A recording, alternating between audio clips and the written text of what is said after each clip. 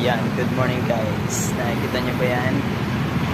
Ang bagong Rusi flame na Rusi. Ayan, napakastig ng dati na guys. Ayan. Okay. Ayan guys. Ano naman? Kanyang formahan. Napakalupit. Ang bagong Rusi flame 150.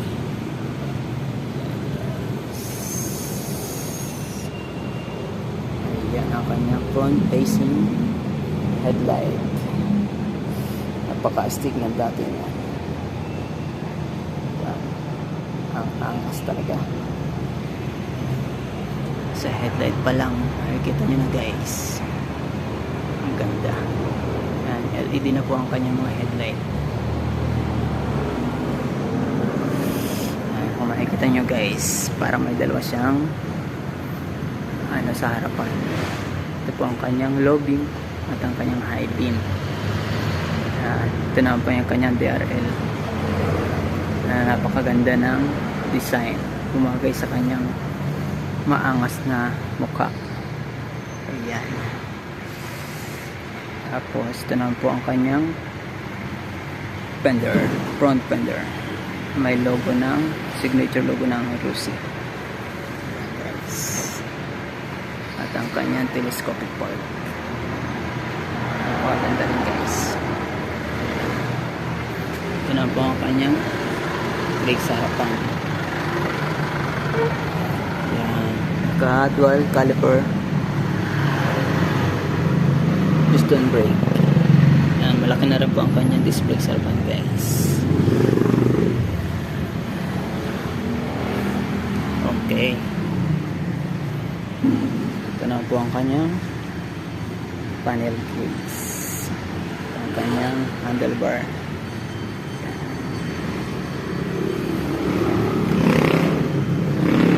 ang kanyang switch ng low beam saka high beam. May off na rin siya guys. Good thing may off switch na po siya. Low beam and high beam. Tapos ito na po ang kanyang switches ng on and off. At ang kanyang turn signal light. Kanyang horn. May choke na rin. May choke pa rin siya guys. Ito. Malambot din po ang kanyang clutch. Digital panel na ito guys. Ito na po ang kanyang brake lever sa harapan at ang kanyang throttle grip. Napakalalim guys.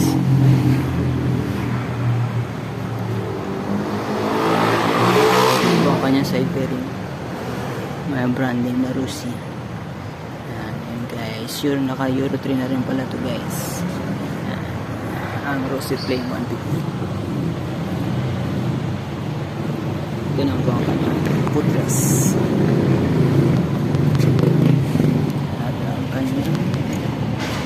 Brake lever at ang foot brake.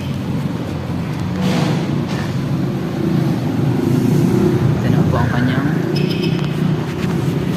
footrest sa likuran para sa ating mga OBR. Maganda na rin guys, tibay. Kanyang muffler. Napakaganda ng design. Stainless pit guard. Tatak na Rusi at Euro 3. Yan guys. Nakikita nyo.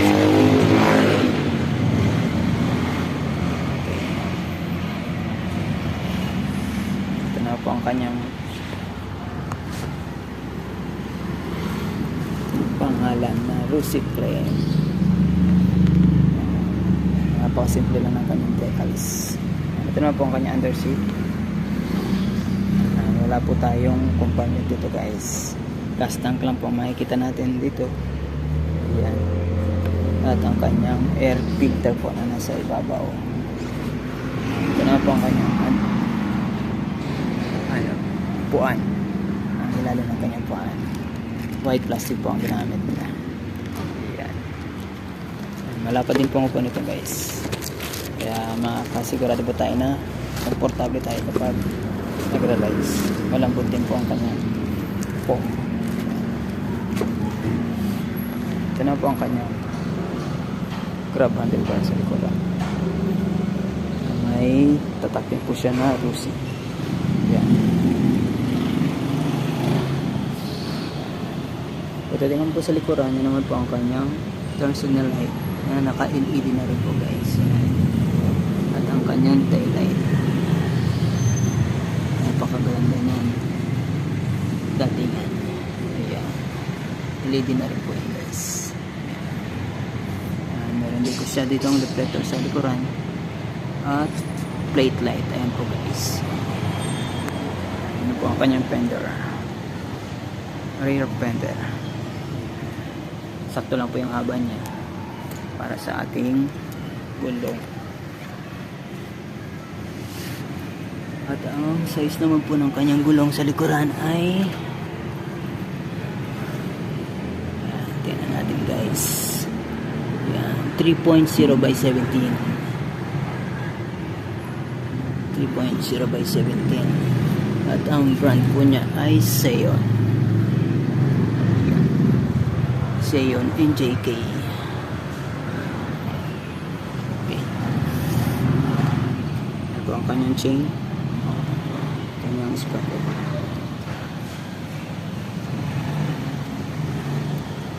Kanyang makina. May tatak na Rusi. Yan guys. Pagaganda po ng kanyang pairings dito sa kanyang side pairings. Mayroon po siyang butas dito para sa aerodynamics. Yan guys. Okay guys. Yan muna sa ngayon ang ating update dito sa bago nilang Rusi Flame 150.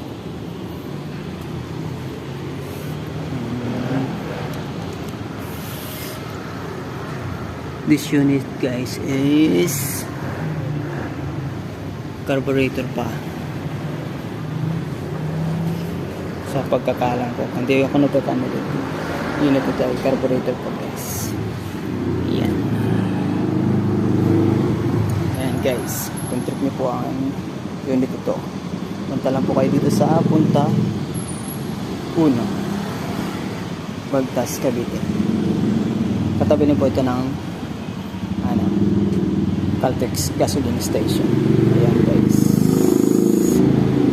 Okay guys, thank you for watching. Don't forget to like, share, and subscribe para lagi po kayong updated sa susunod pa natin mga video. Just comment below guys kung may mga katanungan kayo about this unit. Okay, thank you guys. Bye for today.